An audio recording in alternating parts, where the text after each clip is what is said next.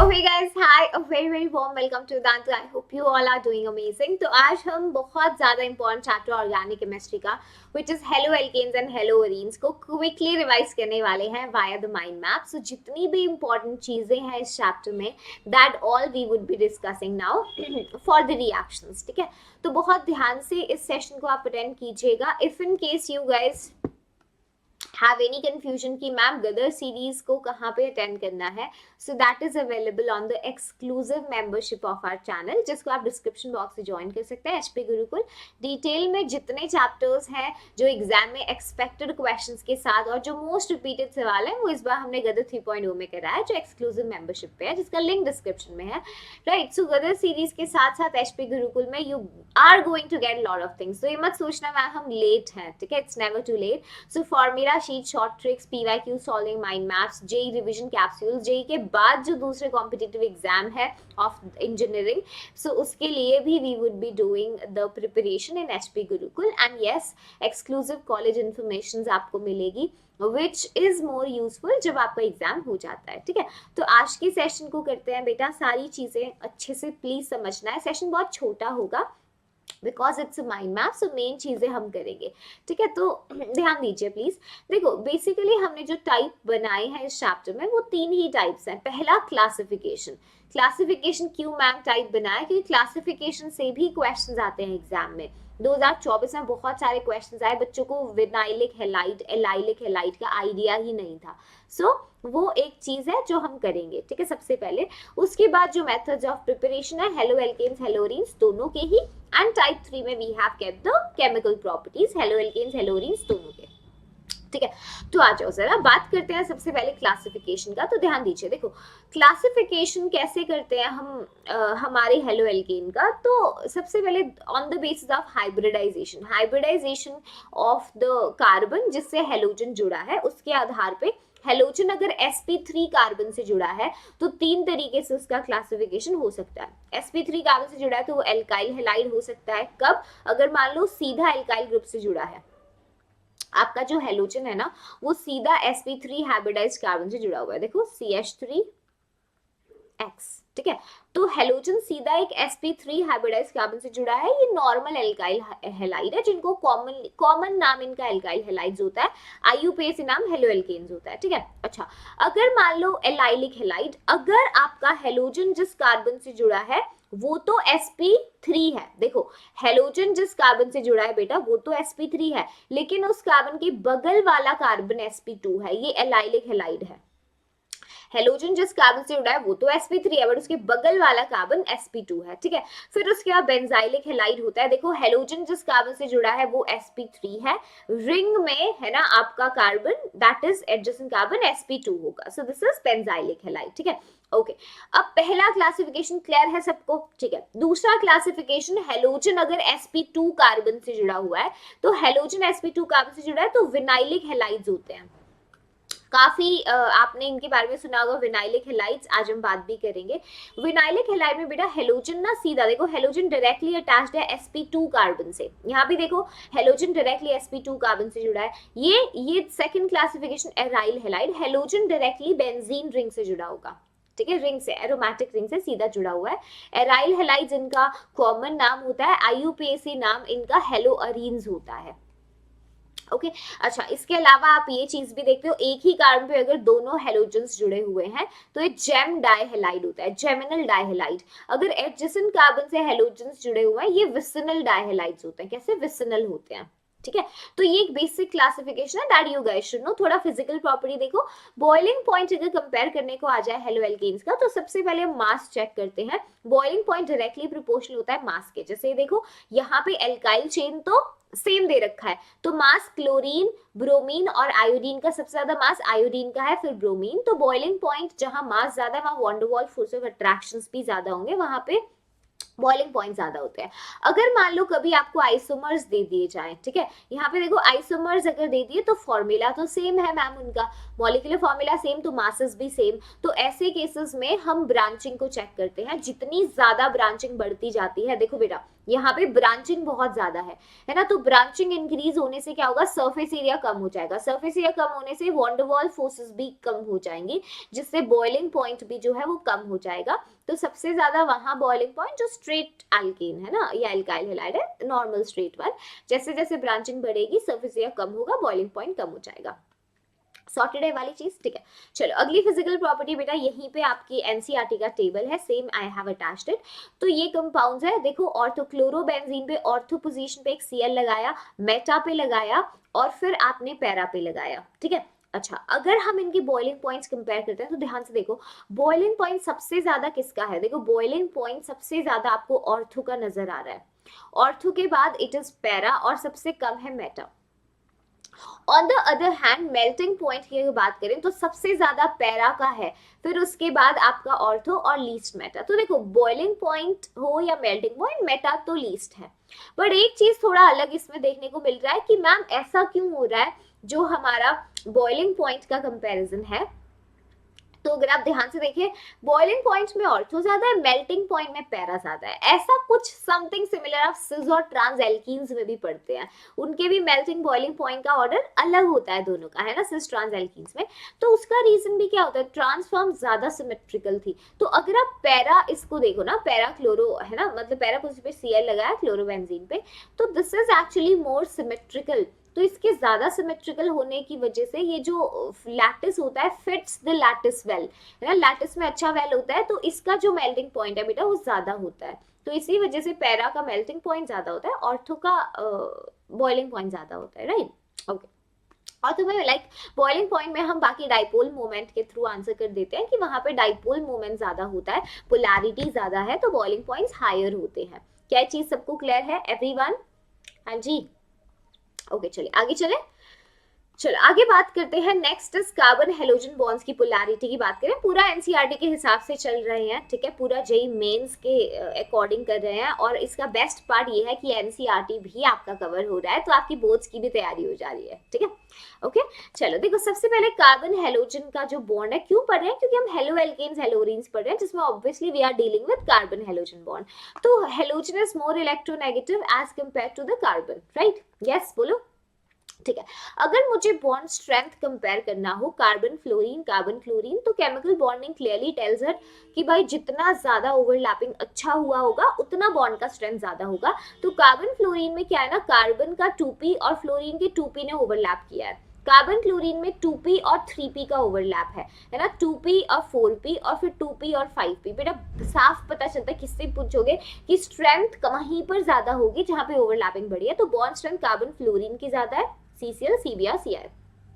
अच्छा, अब अगर बॉन्ड स्ट्रेंथ ज्यादा है, कोई बॉन्ड लेंथ पूछे तो हम जानते हैं जितनी ज्यादा बॉन्ड की स्ट्रेंथ, उतने ऑर्बिटल्स पास आके ओवरलैप हुआ, उतना बॉन्ड की लेंथ छोटी हो जाएगी, उतनी कम बॉन्ड लेंथ होगी। तो सबसे बड़ी बॉन्ड की लेंथ कहाँ होगी, कार्बन आयोडीन में, ठीक है। ओके, अब हमें जो चीज देखनी है that is the dipole moment. अगर हम डाइपोल मोमेंट की ट्रेंड की बात करें तो यार एक्सपेक्टेड क्या था डाइपोल मोमेंट, हमने एक्सपेक्ट किया था मैम कार्बन फ्लोरीन का डाइपोल शायद सबसे ज्यादा होता होगा, क्योंकि इलेक्ट्रोनेगेटिविटी डिफरेंस सबसे ज्यादा यहाँ है ना। तो यहाँ पे एक एक्सेप्शन होता है, समझिए, डाइपोल मोमेंट होता है charge into distance of separation of the charges. अच्छा, अगर चार्ज को हम कंपेयर करें कार्बन फ्लोरीन और कार्बन क्लोरीन में, तो हमें पता है इलेक्ट्रोनेगेटिविटी डिफरेंस ज्यादा किसमें है, कार्बन फ्लोरीन बॉन्ड में होगा इलेक्ट्रोनेगेटिव डिफरेंस ज्यादा, तो चार्ज यहाँ पे ज्यादा होगा। अच्छा, अगर मैं डिस्टेंस की बात करूं, मतलब जो डिस्टेंस है दोनों के चार्ज पार्टिकल का, वो CCl का ज्यादा है एज कंपेयर टू CF, है ना, CCl बड़ा भी है, नेक्स्ट पीरियड से है। तो यहाँ पे बेटा ओवरऑल डाइपोल मोमेंट में जो डोमिनेटिंग फैक्टर होता है ना, वो डिस्टेंस होता है। तो डिस्टेंस एक्चुअली यहाँ पे डोमिनेट कर जाता है, जिसकी वजह से overall dipole moment carbon chlorine की ज्यादा है, फिर कार्बन फ्लोरीन, फिर CBr, फिर CI। कर सकते हो ये चीज, सॉर्टेड है। चलो आगे चले, मेथड्स ऑफ प्रिपरेशन की बात करते हैं। मेथड्स ऑफ प्रिपरेशन, सबसे पहला मेथड है हाइड्रोकार्बन से। देखो एनसीईआरटी का स्निप भी मैंने डाला, ये रहा। सबसे पहला मेथड प्रिपरेशन का हाइड्रोकार्बन से है, फ्री रेडिकल हेलोजिनेशन रिएक्शन ये होता है एल्केन्स का, ठीक है। बहुत अच्छा तरीका नहीं होता, बिकॉज आपको इस मेथड से ना मिक्सचर मिलते हैं एल्काइल हैलाइड्स के, which are difficult to separate, है ना, मिक्सचर्स मिलते हैं and they have similar properties. तो उनका जब अगर आपको सेपरेशन करना है तो it is not that easy task, ठीक है। आ जाओ, इसको थोड़ा सा अच्छे समझते हैं। तो करना क्या होता है, एल्केन्स का फ्री रेडिकल सब्स्टिट्यूशन करना है। जैसे एल्केन दिया है, क्लोरीन डाला इन द प्रेजेंस ऑफ लाइट, ठीक है। तो एक हाइड्रोजन एक क्लोरीन को आप HCl की तरह बाहर निकाल दो और उस हाइड्रोजन को सब्स्टिट्यूट कर देगा क्लोरीन, ठीक है। यस, कंटिन्यू भी कर सकते हो आगे रिएक्शन जब तक सारे हाइड्रोजन सब्स्टिट्यूट ना हो जाए। तो अगर आपने एक्सेस में लिया क्लोरीन तो this will keep on happening, ठीक है, आगे जब तक कार्बन टेट्राक्लोराइड ना बन जाए। अच्छा, क्लोरीनेशन के लिए अगर आप ध्यान से देखो तो रीएजेंट्स क्या दे सकता है क्लोरीनेशन। बेटा किसी भी रिएक्शन के रीएजेंट्स को प्लीज ध्यान से देखा करो। तो क्लोरीन डाल सकता है इन द प्रेजेंस ऑफ लाइट, डाल सकता है, इसको पहचान लोगे, बोलो यस। इसके साथ साथ देखो SO2Cl2 भी डाल के दे सकता है विद R2O2। ये क्या है, peroxide. Peroxide is the radical initiator. ये कौन होता है, रेडिकल इनिशिएटर होता है। तो समझ जाना वो क्या कराना चाह रहा है, क्लोरीनेशन। बिल्कुल ऐसे ब्रोमिनेशन के रिएजेंट्स होंगे, कॉमनली आपको यही दो दी जाती है। ब्रोमिनेशन में bromine in the presence of sunlight, या फिर SO2Br2 होगा इन the presence of a radical initiator, जो एक रेडिकल मैकेनिज्म को इनिशिएट करा सके। Is that clear? यस, ठीक है। बहुत इंपॉर्टेंट पॉइंट होता है हेलोजिनेशन का रेट क्या होता है। हेलोजिनेशन का मैम रेट क्या होता है, तो बेटा रेट देखो हेलोजिनेशन का, फ्लोरीन सबसे ज्यादा, देन क्लोरीन, फिर ब्रोमीन और फिर आयोडीन, ठीक है। इस ऑर्डर में रेट आपका हेलोजिनेशन का वेरी करता है, लेकिन फ्लोरीनेशन का इतना ज्यादा रेट है, हाईली एक्सोथर्मिक रिएक्शन है, हम कंडक्ट नहीं कराते हैं इसे, ठीक है। आयोडीन कैसा होता है, स्लो और रिवर्सिबल होता है। तो हमारे लिए मेजरली जो काम के दो प्रोसेस है इधर हेलोजिनेशन में, वो कौन है, क्लोरीनेशन और ब्रोमिनेशन, ठीक है। कर सकते हो ये चीज, ओके। अच्छा, अगर एल्केन्स का कोई रेट पूछे, एल्केन्स का भी तो रेट बता सकते हैं हम हेलोजिनेशन के लिए, बता सकते हैं ना। एल्केन्स का कार्बन हेलोजन बॉन्ड कैसा है, अगर टर्शरी है तो ज्यादा अच्छा है, टर्शरी रेडिकल ज्यादा स्टेबल होगा, है ना, सेकेंडरी से, और फिर प्राइमरी। और अगर मीथेन है तो लीस्ट टेंडेंसी रखेगा। क्यों, किस हिसाब से बताया, रेडिकल की स्टेबिलिटी के हिसाब से, रेडिकल स्टेबिलिटी के हिसाब से। क्या ये बात समझती है सबको? Yes, tell me. अच्छा, ठीक है। मैकेनिज्म नहीं करा, मैकेनिज्म मैंने गदर में डिटेल में कराया है, उधर आप देख सकते हो। अच्छा, एक चीज देखो बेटा, अगर क्लोरीनेशन की बात करते हैं, क्लोरीनेशन के बारे में अगर पूछे कोई, तो ये ज्यादा रिएक्टिव है, रिएक्टिविटी ज्यादा है, more reactive and less selective. More reactive, less selective, इतना सिलेक्टिव नहीं होता, तुम्हारे की तरह थोड़ा सा क्लोरीनेशन। और अगर ब्रोमिनेशन की बात करते हैं तो ब्रोमिनेशन कैसा है, लेस रिएक्टिव लेकिन मोर सिलेक्टिव। लेस रिएक्टिव, रिएक्टिव कम है लेकिन सिलेक्टिव ज्यादा है, मोर सिलेक्टिव, ठीक है, सिलेक्टिव ज्यादा है। अब मैम इसका क्या मतलब है, इसको एक बार जल्दी सी, वैसे सेशंस में हम कर चुके हैं पर इसको समझ लो। देखो एक पहले ना प्रोडक्ट बनाना सीख लो। आपसे क्वेश्चन पूछता है यहाँ पे टोटल नंबर ऑफ प्रोडक्ट्स के, टोटल नंबर ऑफ प्रोडक्ट के क्वेश्चन काफी पूछता है, इंक्लूडिंग स्टीरियो आइसोमेरिज्म, राइट। तो जैसे मान लो आपके सामने एक एल्केन दिया, this is the alkane given to you, और हमने करा दिया क्लोरीनेशन, तो पूछेगा बताओ क्या प्रोडक्ट बनेगा। तो क्लोरीनेशन में हम कर क्या रहे हैं, हाइड्रोजन हटा के हम क्या कर रहे हैं बेटा, Cl को सब्स्टिट्यूट कर रहे हैं, ठीक है। अब अगर ध्यान से देखो, इसको नंबर दे दो 1 2 3 4 5, ठीक है। दूसरी साइड से 1 2 3 4 5, ये भी देखो 1, इधर से नंबर दे दो 1 2 3 4 5, ठीक है। अच्छा, तो यहाँ पे कितने प्रोडक्ट्स बनेंगे ये देख लो, कितने अलग अलग हाइड्रोजन है यहाँ पे जुड़े हुए। तो एक तो ये वाला हाइड्रोजन है टाइप 1, ठीक है। तो इधर इसको हटा के देखो, इस हाइड्रोजन को हटा के एक हेलोजन यहाँ लगा दिया, ठीक है। और क्या है, ये वाला हाइड्रोजन है एक अलग, वो प्राइमरी था, सेकेंडरी हाइड्रोजन है, ठीक है। यहाँ पे Cl लगा दिया। क्या कोई और है? यस, एक और देखो, सेकेंडरी हाइड्रोजन यहाँ पे भी है, देखो ये सेकेंडरी कार्बन है, दिस इज थर्ड कार्बन, तो ये भी अलग है। तो इसको भी हटा करके हम हाइड्रोजन को एक हेलोजन जो है यहाँ सब्स्टिट्यूट करा सकते हैं, करा सकते हैं। ऊपर ड्रॉ कर रही हूँ, यहाँ पे देखो ये बन सकते हैं 3 प्रोडक्ट, बोलो यस बन सकते हैं। अब इसमें भी वो स्टीरियो आइसोमेरिज्म डाल सकता है, प्लीज बेटा, मैंने आइसोमर्स को इसीलिए अलग से पढ़ाया था इनके लिए, है ना। तो स्टीरियो आइसोमेरिज्म डाल के भी क्वेश्चन पूछ सकता है, तो प्लीज थोड़ा सा केयरफुल रहना और उसको प्रैक्टिस करना कि अगर आपने है ना, जैसे ऑप्टिकल आइसोमर्स पूछ सकता है कितने बनेंगे, तो अगर पढ़कर गए हो आइसोमेरिज्म तो ही कर पाओगे। 2024 में भी ऐसे सवाल आए, मैं पहले ही बता रही हूँ तुम्हें, ठीक है। अच्छा, एक लास्ट चीज इसमें देख लो, जो एक तो टोटल नंबर ऑफ प्रोडक्ट्स पूछ सकता है, एक मेजर प्रोडक्ट पूछ सकता है। ये मैं डिटेल में इसीलिए बता रही हूँ क्योंकि हाइड्रोकार्बन्स नहीं किया है हमने, हम हेलो एल्केन्स कर रहे हैं, तो इसीलिए वहां पे वैसे बहुत क्रूशियल रिएक्शन होती है हाइड्रोकार्बन्स में, तो यहीं पे मैं आपको ये डिस्कस करा रही हूँ, ठीक है।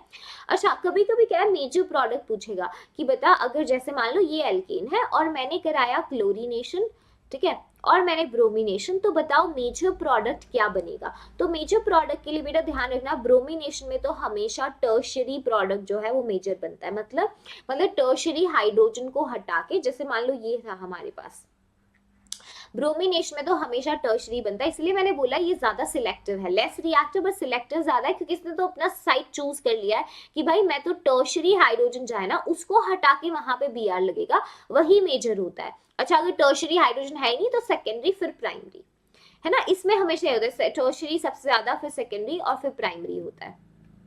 अच्छा, क्लोरीनेशन में कौन सा है बेटा मेजर, वो निकाल के चेक करना पड़ता है। कैसे निकाल के चेक करते हैं, एक्चुअली हमारे पास ना, देखो क्लोरीनेशन का मैं बात बता रही हूँ, प्लीज ध्यान देना। क्लोरीनेशन में ना रेट प्राइमरी कार्बन पे, सेकेंडरी कार्बन पे और टर्शरी कार्बन पे रेट का एक रेशियो होता है, वो क्या होता है 1:3.8:5, ठीक है। तो हम क्या काउंट करते हैं, हम हर एक कार्बन पे, मतलब हम परसेंटेज प्रोडक्ट निकालते हैं कि परसेंटेज प्राइमरी प्रोडक्ट जो है वो किसके बराबर होगा, number of primary hydrogen into rate at the primary carbon है, मतलब प्राइमरी हाइड्रोजन भी आप लिख सकते हैं। तो अगर आप लिखना चाहते हैं कॉमेंट तो लिख लो, एनपी क्या है, नंबर ऑफ प्राइमरी हाइड्रोजन, ऐसे ही NS number of secondary hydrogen, NT number of tertiary hydrogen, ठीक है। अच्छा, आरपी क्या है, rate of reaction at primary carbon, ठीक है, कि उस प्राइमरी कार्बन को पे हाइड्रोजन हटा के हेलोजन लगाने का रेट क्या है, ठीक है। एनपीआरपी निकालते हो, फिर डिवाइड कर देते हो एनपीआरपी प्लस एनएसआरएस, वैसे इसकी जरूरत नहीं पड़ती, प्लस एनटीआरटी, डिनोमिनेटर की जरूरत नहीं पड़ती, न्यूमरेटर से काम चल जाता है, इनटू 100 हम कर देते हैं, ठीक है। इससे क्या पता चल जाता है हमें कि परसेंटेज प्राइमरी प्रोडक्ट का क्या होगा। बिल्कुल इसी तरीके से बेटा सेकेंडरी प्रोडक्ट का भी आप परसेंटेज निकाल सकते हैं, एनएसआरएस को न्यूमरेटर में रखेंगे और डिवाइड कर देंगे एनपीआरपी प्लस एनएसआरएस प्लस एनटीआरटी, ठीक है। बिल्कुल सेम चीज you are going to do for the percentage of tertiary product, बिल्कुल सेम चीज में वहां पे भी कर लेना, ठीक है। अच्छा, तो इसमें हमें जो नंबर बड़ा आएगा, जो परसेंटेज ज्यादा होगा वही मेजर प्रोडक्ट बनेगा। आई यू अंडरस्टैंडिंग, ठीक है। जैसे यहाँ पर देखो, इसी क्वेश्चन में जो मैंने ऊपर एग्जाम्पल लिया है, तो इसमें हमें चेक करना पड़ेगा, तो आप सिर्फ न्यूमरेटर से चेक कर लिया करो। जैसे देखो, एक तो यहाँ पे पॉसिबिलिटी ये वाले हाइड्रोजन की है, प्राइमरी हाइड्रोजन ये है, कितने हैं, तीन प्राइमरी हाइड्रोजन यहाँ और 3 यहाँ पर हैं, कितने हैं बेटा टोटल प्राइमरी, बोलो यस, टोटल प्राइमरी हाइड्रोजन कितने हैं, जल्दी बता दो, 9 प्राइमरी हाइड्रोजन है, यस और नो, यस। तो देखो परसेंटेज ऑफ प्राइमरी प्रोडक्ट में अगर आप चेक करो तो एनपी इंटू आरपी, तो नंबर ऑफ प्राइमरी हाइड्रोजन कितने हैं, 9, और रेट प्राइमरी हाइड्रोजन पे 1 है, ठीक है। सेकेंडरी तो है ही नहीं। अच्छा, number of secondary hydrogen into rate of secondary carbon, ठीक है। नंबर ऑफ सेकेंडरी हाइड्रोजन कितने हैं, है ही नहीं, ये तो है ही नहीं। अच्छा, tertiary into rate at tertiary, tertiary hydrogen कितना है, एक ही नजर आ रहा है मुझे, और रेट एट टर्शरी कार्बन कितना है, 5, तो क्लियरली बेटा प्राइमरी वाला मेजर होएगा। किसी भी प्राइमरी को हाइड्रोजन को हटा के सॉरी Cl लगा दो, ठीक है, क्लोरीन लगा दो, that is going to be major. समझ सकते हो क्लोरीनेशन ब्रोमिनेशन का मेजर कैसे निकालते हैं। ब्रोमिनेशन में तो हमेशा टर्शरी होगा। सॉर्टेड है, यस एवरीवन, एक बार थम्स अप दे दो कि यस मैम ये वाली चीज सॉर्टेड है। आगे चले, हाँ जी एवरीवन, आगे चल सकते हैं, no confusion in this, okay चलो बहुत बढ़िया, आ जाओ। तो ये चीज हमने कर लिया, इधर आ जाओ। तो पहला मेथड ऑफ प्रिपरेशन कैसे था, हाइड्रोकार्बन से, तो हमने फ्री रेडिकल सब्स्टिट्यूशन की बात करी, सारे इंपॉर्टेंट पॉइंट्स। आगे देखो एल्काइन से कैसे बना सकते हैं, तो देखो एल्काइंस में 2 पाई बॉन्ड्स ब्रेक कर दो और 2 ही मोल हेलोजेंस फिर आपको उसके लिए खर्च करने पड़ेंगे, ठीक है। दोनों पाई बॉन्ड्स हमने ब्रेक कर दिए, चलो एक ही सिग्मा बॉन्ड रह गया। अच्छा, 2 बॉन्ड तोड़े तो 2 वैलेंसी फ्री, एक तो Br और दूसरे मोल पे भी एक इस पे Br एक इस पे Br, ठीक है, मतलब टेट्रा ब्रोमो सब्स्टिट्यूटेड आपका प्रोडक्ट बन जाएगा। क्या ये वाली चीज क्लियर है, हाँ जी बोलिए, ओके चलो। अब अगर मान लो HCl से एल्काइन की रिएक्शन कराते हो तो यहाँ पे भी देखो 2 पाई बॉन्ड हमें ब्रेक करना है, तो 2 मोल HCl लगेगा। इसमें आप डायरेक्ट ये चीज ध्यान में रख सकते हो, अगर मान लो जैसे मैंने इस कार्बन पे Cl लगाया और इस कार्बन को मैंने हाइड्रोजन दे दिया, ठीक है, तो इसी जिस पे हेलोजन पहला लगाया था दूसरा हेलोजन भी वहीं भेज देना। एल्काइंस में हम इस हिसाब से HCl को ऐड कर देते हैं, इसमें इतना मार्कोनिकॉव्स एंटी मार्कोनिकॉव्स सोचने की जरूरत नहीं पड़ेगी, है ना। मार्क वैसे मार्कोनिकॉव्स के हिसाब से आपको सोचना नहीं पड़ेगा इतना, ठीक है। अच्छा, तो प्लीज ध्यान देना, ये आपकी एल्काइन से मेथड ऑफ प्रिपरेशन था। इसके बाद देखो अल्कोहल से कैसे बनाते हैं। अल्कोहल से बनाने का तरीका है ल्यूकास रिएजेंट टेस्ट। तो ल्यूकास रिएजेंट टेस्ट का रिएजेंट कौन होता है? कॉन्सेंट्रेटेड हाइड्रोक्लोरिक एसिड और एनहाइड्रस जिंक क्लोराइड, ठीक है। अच्छा, क्या करते हैं? अल्कोहल का न्यूक्लियोफिलिक सब्स्टिट्यूशन रिएक्शन करते हैं, SN1 से रिएक्शन होती है, कार्बोकेटाइन बनता है इसमें। तो OH हटा के आपको क्या करना है? Cl को सब्स्टिट्यूट कर देना है। कर सकते हो, OH हटाया और Cl को जो है सब्स्टिट्यूट कर दोगे, कर सकते हो। बोलो, थोड़ा सा मैकेनिज्म देखना है कैसे होता है। देखो इधर जिंक क्लोराइड HCl के साथ रिएक्ट करता है और यहाँ से H+ रिलीज होता है। Zinc chloride is going to take the chloride ion, ठीक है। ZnCl3 वेकेंट ऑर्बिटल होते हैं इसके पास, वेकेंट d ऑर्बिटल्स। अब ये जो हमारा अल्कोहल है वहां से क्या हुआ? H+ जनरेट हो गया। अब यहाँ अल्कोहल इस H+ को लेकर ऑक्सीजन प्रोटोनेट हो जाएगा, ठीक है। तो RO+H2 बनेगा, ये बहुत अच्छा लीविंग ग्रुप है, पानी यहाँ से निकलेगा तो कार्बोकेटाइन बन जाएगा। बस अब इस कार्बोकेटाइन, अगर कार्बोकेटाइन बनता है तो this is the intermediate basically, ठीक है। तो इसीलिए अगर आप इस रिएक्शन के रेट की बात करो तो टर्शियरी अल्कोहल्स इस रिएक्शन को बहुत फास्ट देते हैं। इसको हम ल्यूकास टेस्ट की तरह भी यूज करते हैं अगर हमें कभी प्राइमरी, सेकेंडरी और टर्शियरी अल्कोहल में डिस्टिंग्विश करना है। क्यों? क्योंकि देखो साथ में ना वाटर भी बनता है इधर, तो एल्काइल हैलाइड्स वाटर में बेटा इनसॉल्युबल होते हैं, या आप ऐसे बोलो स्पेरिंगली सॉल्युबल होते हैं, ना के बराबर, है ना, स्पेरिंगली सॉल्युबल। तो क्योंकि ये घुलते नहीं है पानी में तो ये ना टर्बिडिटी देते हैं, क्लाउडीनेस सा, वाइट क्लाउडीनेस सा पानी के अंदर। तो आप ना इसको डिस्टिंग्विशिंग टेस्ट ऐसे यूज कर सकते हो कि जब टर्शियरी अल्कोहल को हम ल्यूकास टेस्ट से, है ना, गो थ्रू कराते हैं रिएजेंट से, तो टर्बिडिटी फ्रैक्शन ऑफ सेकंड्स में आ जाती है, ठीक है। सेकेंडरी अल्कोहल में टर्बिडिटी आने में थोड़ी कुछ मिनट्स लगती हैं, ठीक है, 9-10 मिनट। और प्राइमरी अल्कोहल में no turbidity at room temperature, turbidity room temperature पे आती ही नहीं है, ठीक है। तो that is how we can distinguish, इसको एज ए टेस्ट करके आराम से डिस्टिंग्विश किया जा सकता है, ठीक है। ओके, चलो रिएक्शन HX के साथ अल्कोहल्स की बिल्कुल न्यूक्लियोफिलिक सब्स्टिट्यूशन, OH हटाएंगे, Cl लगाएंगे, एल्काइल हैलाइड बन गया, ठीक है। H2O निकाल सकते हो, जैसे एग्जांपल यहाँ पे देखो H2O निकाला, OH को सब्स्टिट्यूट कर दिया है Br से। जहाँ पे जरूरत है मैकेनिज्म मैं अपने आप बता दूंगी, ठीक है। वैसे I think audio video is fine, you guys can see and hear me, all fine ना। चलो, रिएक्शन हाइड्रोजन आयोडाइड के साथ कैसे होता है, तो ध्यान से देखो, अगर आपने HI एक्सिस में लिया और हमारे सामने एक अल्कोहल है, ठीक है। अच्छा, ethylene glycol we have taken, तो HI के साथ जब रिएक्शन कराते हैं तो ये न्यूक्लियोफिलिक सब्स्टिट्यूशन हो जाती है, दोनों OH हटेंगे बेटा, आयोडीन से सब्स्टिट्यूट हो जाएंगे। तो मैम क्या ये फाइनल प्रोडक्ट है? नहीं। क्यों? क्योंकि यहाँ पे आयोडीन का साइज इतना बड़ा होता है कि क्राउडिंग, यहाँ पे स्टेरिक क्राउडिंग हो जाती है, ठीक है। स्टेरिक हिंड्रेंस की वजह से ये काफी अनस्टेबल हो जाता है, तो दोनों आयोडीन सोचते हैं कि यार यहाँ से तो भग लेते हैं। तो जैसे यहाँ से पूरा आयोडीन टूट जाएगा, दोनों कार्बन की एक एक वैलेंसी फ्री होती है, ये एल्कीन का फॉर्मेशन कर लेते हैं, ठीक है। अब क्योंकि आपने हाइड्रोजन आयोडाइड एक्सिस में लिया था और ऐसा तो हो ही नहीं सकता एल्कीन पे HX अटैक ना करे, मार्कोनिकॉस एडिशन, ठीक है। वैसे सिमेट्रिकल एल्कीन है तो फर्क नहीं पड़ता किस कार्बन को आप H दे रहे हैं और किस कार्बन को आयोडीन। हाँ, अगर अनसिमेट्रिकल होता तो हम सोचते हैं फिर, ठीक है। तो फाइनल प्रोडक्ट ये बनेगा हमारा, दैट इज CH3 CH2I। ऐसे ही आप 3 OH का अगर आपने, है ना, ऐसे अल्कोहल ले लिया तो उसमें भी आप ऐसे ही करेंगे, तीनों OH को हटा के आयोडीन से सब्स्टिट्यूट करा दो, तो 2 बार I2 आपको उसमें एलिमिनेट करना पड़ता है, ठीक है। चलो, तो ये देखो, ये भी हमने एल्केन्स का फॉर्मेशन ही किया, this is the formation of alkanes जो अभी तक हमने पढ़ा है, ठीक है। अच्छा, यहाँ तक चीजें क्लियर है? एक बार मैम को थम्स अप दे दो जल्दी सी चैट में या कमेंट सेक्शन में, जैसे भी, because I will be watching you guys, है ना। जब आप सेशन देख रहे होंगे तो I am watching you guys, तो नो दैट आप अपना रिएक्शन जो है बिल्कुल लाइव सेशन में जैसे करते हो वैसे ही देते रहो, ठीक है। ओके ओके, चलो, तो यहाँ पे देखो बेटा, डाल्टन्स रिएक्शन में अगर SOCl2 डाल के दिया, कौन होता है? थायनिल क्लोराइड।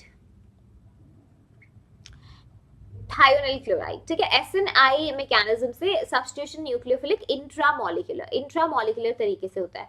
तो इस रिएक्शन में आपको ध्यान देना है, अगर थायोनाइल क्लोराइड डाल करके दिया है तो आपकी कॉन्फ़िगरेशन रिटेन रहती है। तो ध्यान रखना, रिटेंशन इन कॉन्फ़िगरेशन, इसका मतलब यहाँ पे मिथाइल है, यस, यहाँ ड्यूटेरियम था, यहाँ एस्टर, जहां से OH निकला वहीं पे Cl आएगा, यानी कि रिटेंशन ऑफ कॉन्फ़िगरेशन पलटना नहीं है, रिटेंशन ऑफ कॉन्फ़िगरेशन। अगर जो आपने अल्कोहल लिया अगर वो R था तो ये कार्बन भी R ही रहेगा, वो S था तो ये भी कॉन्फ़िगरेशन में S ही रहेगा, ठीक है। अच्छा, इस रिएक्शन की ब्यूटी क्या है, इसमें साइड प्रोडक्ट्स गैसेस होते हैं, जो गैसेस निकल जाते हैं तो रिएक्शन फॉरवर्ड में जाना पसंद करती है, तो काफी ज्यादा जो यील्ड होता है एल्काइल हैलाइड्स का काफी हाई होता है।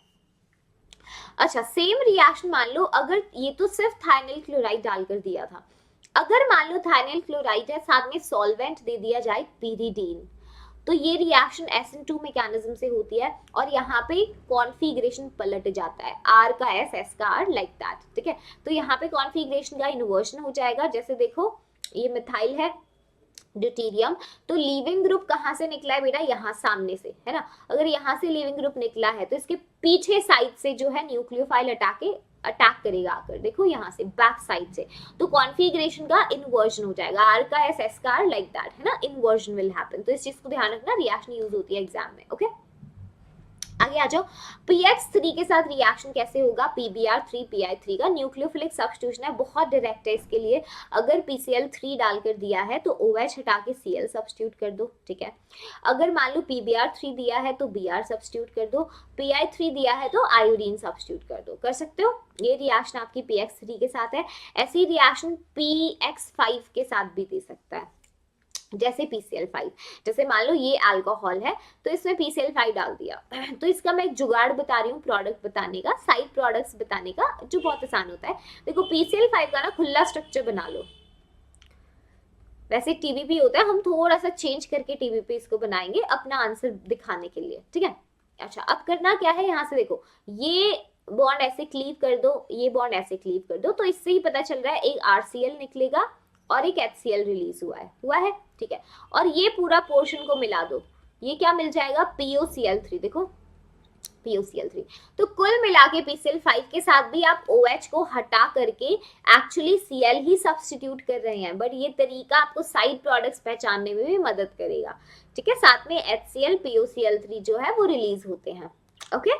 क्लियर है वाली चीज एवरीवन, कोई दिक्कत नहीं है इसमें, हाँ। चलो आगे चलते हैं। Next let's talk about halide exchange, काफी इंपॉर्टेंट है बेटा हैलाइड एक्सचेंज को, तो ध्यान से देखना। अगर एल्काइल क्लोराइड है जैसे हमारे पास और हमने क्या डाल दिया, सोडियम आयोडाइड डाल दिया, तो यहाँ पे हैलाइड एक्सचेंज होता है, आपको Cl को हटा के आयोडीन भेज देना है। अच्छा, तो मैम इसका क्या होगा, ये जो सोडियम था और क्लोरीन ये मिलके NaCl बनाएंगे, बिल्कुल सेम वे नेक्स्ट में भी देखो, ऐसे आपको Br हटा के आयोडीन डाल देना है, NaBr को बाहर कर देना है। अब इसमें एसीटोन ही क्यों लिया, sodium iodide with acetone, alkyl iodide हमने प्रिपेयर किए, तो एसीटोन का यूज क्या होता है बेटा, एसीटोन सॉल्वेंट के अंदर NaCl और NaBr इनसॉल्युबल होते हैं, they are insoluble in acetone, ठीक है। अगर इनसॉल्युबल है तो इसका मतलब ये प्रेसिपिटेट आउट कर जाएंगे, तो यील्ड जो है आपका वो काफी अच्छा होगा, है ना, एल्काइल आयोडाइड का। तो इनको प्रेसिपिटेट कराने के लिए हम जो है सोडियम आयोडाइड को यूज करते हैं इस हैलाइड एक्सचेंज में, ठीक है। अच्छा, उस रिएक्शन का नाम बता दो जल्दी सी, क्या है इस रिएक्शन के लिए नाम बता दो, कमेंट कर दो अभी, you guys are doing the comment, ठीक है, नाम बताओ इसका। अच्छा, ये देखो स्वार्ट्ज रिएक्शन, नाम कमेंट कर दो अभी की अभी, ये स्वार्ट्ज रिएक्शन है। स्वार्ट्ज रिएक्शन किस लिए हम यूज करते हैं, अगर हमें एल्काइल फ्लोराइड्स को प्रिपेयर करना है, एल्काइल फ्लोराइड्स को प्रिपेयर करने के लिए बेटा हम अगर एल्काइल हैलाइड्स से, है ना, फ्लोराइड्स बना रहे हैं, मतलब RCl RBr RI से फ्लोराइड्स बनाने हैं, तो हमको क्या करना पड़ता है, हमें मेटालिक फ्लोराइड्स को यूज करना है, इस बात को ध्यान रखना। What do we need to use, we have to use the metallic fluorides, ठीक है। अच्छा, अगर आप मेटालिक फ्लोराइड्स देखें जैसे सिल्वर फ्लोराइड है ना, कॉपर का फ्लोराइड, या आप मर्क्यूरी फ्लोराइड ले सकते हैं, राइट, एंटीमनी फ्लोराइड्स ले सकते हैं, तो ये काफी इंपॉर्टेंट होता है, इसको ध्यान रखना। तो आपको वैसे करना सब्स्टिट्यूशन ही है, Cl हटाओ F लगा दो, हेलोजन हटाओ F लगा दो, तो वो हेलोजन एक्सचेंज ही रहा है, ठीक है। ओके, चलो न्यूक्लियोफिलिक सब्स्टिट्यूशन रिएक्शंस को ध्यान से देखना। देखो हमारे सामने जो एल्काइल हैलाइड है, तो इसमें we know that R L से हम रिप्रेजेंट कर रहे हैं एल फॉर लीविंग ग्रुप। अब यहाँ पे लीविंग ग्रुप पार्शियली नेगेटिव है और एल्केन पे पार्शियल पॉजिटिव चार्ज है, ठीक है। तो लीविंग ग्रुप निकलता है और न्यूक्लियोफाइल आके एल्काइल ग्रुप पे अटैक कर देता है, क्योंकि वो इलेक्ट्रॉन डेफिशिएंट है, न्यूक्लियोफाइल इलेक्ट्रॉन रिच है, ठीक है। तो हमें क्या मिलता है, लीविंग ग्रुप निकल गया जहां से, वहां पे न्यूक्लियोफाइल ने सब्स्टिट्यूट कर दिया। अब लीविंग ग्रुप क्योंकि इलेक्ट्रॉन्स लेकर गया है, it will have a negative charge with a lone pair, ठीक है। अच्छा, तो न्यूक्लियोफिलिक सब्स्टिट्यूशन रिएक्शंस बेटा कई चीजों पे डिपेंड करती हैं। पहला, आपने कैसा न्यूक्लियोफाइल लिया, स्ट्रेंथ ऑफ न्यूक्लियोफाइल कैसी है, then what kind of substrate you have taken, उस पर डिपेंड करेगा कि आपकी न्यूक्लियोफिलिक सब्स्टिट्यूशन रिएक्शन कैसी होगी। तीसरी चीज होगा सॉल्वेंट, सॉल्वेंट पोलर है या नॉन पोलर है, अगर पोलर भी है तो किस तरह का पोलर है, पोलर प्रोटिक है कि एप्रोटिक है ना। तो कई चीजों पे न्यूक्लियोफिलिक सब्स्टिट्यूशन रिएक्शंस जो है वो डिपेंड करती हैं, और इनकी स्टीरियोकेमिस्ट्री भी हम वो चीजें पढ़ने के बाद ही करेंगे। तो मैं एक एक चीज अच्छे से बता रही हूँ। सबसे पहले देखो लीविंग ग्रुप कैसा है, हमेशा बेटा न्यूक्लियोफिलिक सब्स्टिट्यूशन रिएक्शन के लिए लीविंग ग्रुप तो अच्छा ही होना चाहिए, ऑब्वियसली, है ना। लीविंग ग्रुप निकलेगा अच्छे से प्यार से, तभी सामने से न्यूक्लियोफाइल, सामने या बैक साइड कैसे होगा अटैक वो देखेंगे, वो कर पाएगा, है ना। अच्छा, लीविंग ग्रुप बढ़िया कब होगा, लीविंग ग्रुप बढ़िया तब होगा जब निकलने वाला लीविंग ग्रुप स्टेबलाइज्ड होगा, यस और नो। अगर लीविंग ग्रुप मान लो बेटा स्टेबल है ना, तो इसका मतलब वो एक बढ़िया लीविंग ग्रुप है। अगर वो निकलने के बाद वो स्टेबलाइज हो रहा है तो वो एक अच्छा लीविंग ग्रुप है। तो वो स्टेबलाइज कैसे होगा, तो उसके लिए क्या करेंगे, चार्ज चेक करेंगे। चार्ज जो है वो पूरा डिस्पर्स होना चाहिए, जो नेगेटिव चार्ज उस पे वो अच्छे से फैला हुआ होना चाहिए। तो इसका मतलब हम ये कह सकते हैं लीविंग ग्रुप की जो टेंडेंसी है, लीविंग ग्रुप टेंडेंसी जो है वो डायरेक्टली प्रोपोर्शनल है किसके, स्टेबिलिटी ऑफ एनायन के, ठीक है। स्टेबिलिटी ऑफ एनायन, या फिर आप बोलो ये जो बन रहा है आपका, है ना, एल नेगेटिव, ये कुछ, अरे, तो लीविंग ग्रुप टेंडेंसी जो है that is directly proportional to the stability of the anion. तो अगर मान लो मैं आपसे स्टेबिलिटी चेक कराऊं, तो मुझे बताओ हैलाइड आयंस में फ्लोराइड ज्यादा स्टेबल है कि क्लोराइड की ब्रोमाइड की आयोडाइड। तो आप खुद सोचो, एक -1 चार्ज अच्छे से फैला कहाँ हुआ है, बड़े एनायन पे, जो आई नेगेटिव। तो आई नेगेटिव बड़ा आयन है ना, तो इसमें माइनस आई बहुत अच्छे से स्कैटर्ड है, डिस्पर्स्ड है। तो स्टेबिलिटी आई नेगेटिव की सबसे अच्छी है, तो it is the best leaving group, है ना। तो लार्ज साइज आप कह सकते हैं, लार्ज साइज है, लो चार्ज डेंसिटी अच्छे से जो है फैला हुआ है, तो इसका मतलब लीविंग ग्रुप की टेंडेंसी बेटा इसी ऑर्डर में वेरी करेगी, है ना। जो स्टेबिलिटी है आपके एनायन की, तो फ्लोराइड से अच्छा लीविंग ग्रुप क्लोराइड है, उससे अच्छा ब्रोमाइड है, and the best leaving group is iodide. समझ गए। तो न्यूक्लियोफिलिक सब्स्टिट्यूशन रिएक्शन में आई थिंक लीविंग ग्रुप आप समझ गए हैं। हाँ, तो सबसे पहली चीज क्या है, लीविंग ग्रुप, तो आई थिंक वो समझ गए हो। तो लीविंग ग्रुप की जो टेंडेंसी है वो डायरेक्टली प्रोपोर्शनल होगा stability of the negative ion, जो एनायन निकल रहा है बेसिकली, और वो हमें पता है कैसे स्टेबलाइज्ड होगा, जब उसका चार्ज ज्यादा से ज्यादा डिस्पर्स्ड होगा। तो this is the leaving group tendency among the halide ions, okay, ठीक है। दूसरी चीज बेटा सॉल्वेंट कैसा है, तो पहली चीज तो सॉल्वेंट अगर नॉन पोलर हो सकता है, नॉन पोलर सॉल्वेंट यानी जिसकी डाइपोल मोमेंट 0 है ना, जैसे बेंजीन है, कार्बन टेट्राक्लोराइड, कार्बन डाइसल्फाइड, ये सब नॉन पोलर सॉल्वेंट्स है। दूसरी कैटेगरी सॉल्वेंट्स की होती है पोलर सॉल्वेंट्स। पोलर सॉल्वेंट्स में जो नेट डाइपोल मोमेंट है 0 नहीं होगा, जैसे पानी में कुछ है ना, वाटर में ऑक्सीजन हैज 2 लोन पेयर्स, और यहाँ पे तो यहाँ लोन पेयर अमंग ऑक्सीजन में लोन पेयर्स इलेक्ट्रॉन पेयर्स है मोस्ट इलेक्ट्रोनेगेटिव। ऑक्सीजन हाइड्रोजन के अमंग अगर कंपेयर करें तो ऑक्सीजन ज्यादा है ना, फार इलेक्ट्रोनेगेटिव है। तो ओवरऑल डाइपोल एक ही डायरेक्शन में ओरिएंटेड है, काफी डाइपोल मोमेंट लाइक अच्छा है, पोलर सॉल्वेंट है। आप चार्जेस भी दे सकते हैं, पार्शियल नेगेटिव पार्शियल पॉजिटिव है, राइट। तो ये पोलर सॉल्वेंट है, पानी ऐसे इथेनॉल एटसेट्रा, इनका डाइपोल मोमेंट 0 नहीं होता। अब पोलर सॉल्वेंट्स भी दो तरीके के होते हैं, एक पोलर प्रोटिक सॉल्वेंट्स और एक पोलर एप्रोटिक। पोलर प्रोटिक में हाइड्रोजन जो होता है वो हाईली इलेक्ट्रोनेगेटिव एटम से जो है अटैच्ड होता है। तो ये वाले सॉल्वेंट्स में बेटा H+ जो है रिलीज हो पाता है, जैसे पानी H+ रिलीज कर सकता है ना। हाइड्रोजन एक इलेक्ट्रोनेगेटिव एलिमेंट, जैसे फ्लोरीन, ऑक्सीजन, नाइट्रोजन, इनमें से किसी से जुड़ा होगा। पोलर एप्रोटिक सॉल्वेंट में hydrogen is not attached to highly electronegative atom, तो यहाँ पे H+ का रिलीज नहीं होता। पोलैरिटी है इनमें, बट ऐसा H नहीं है जो एक इलेक्ट्रोनेगेटिव एटम से जुड़ा है, तो H+ नहीं रिलीज कर सकते। कुछ एग्जाम्पल, जैसे डाइमेथाइल सल्फोक्साइड DMSO जो है एसीटोन की तरह है, बस एसीटोन में कार्बन होता है, यहाँ सल्फर है।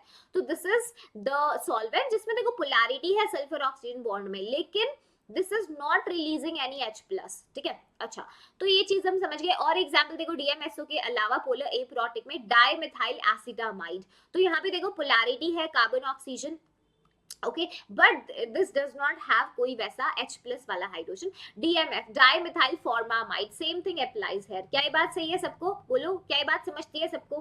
हाँ जी। क्या सॉल्वेंट आप समझ गए हो? दो तरीके के सॉल्वेंट्स हैं, पोलर और नॉन पोलर। पोलर में भी आपने फर्दर दो कैटेगरीज देखी, पोलर प्रोटिक और पोलर एप्रोटिक। ये ध्यान से देख लो, कोई भी कंफ्यूजन है तो कमेंट डाउन कर दो, we can discuss that. I think यहाँ तक चीजें क्लियर है सबको, ठीक है। अच्छा, आगे देखो प्लीज बेटा।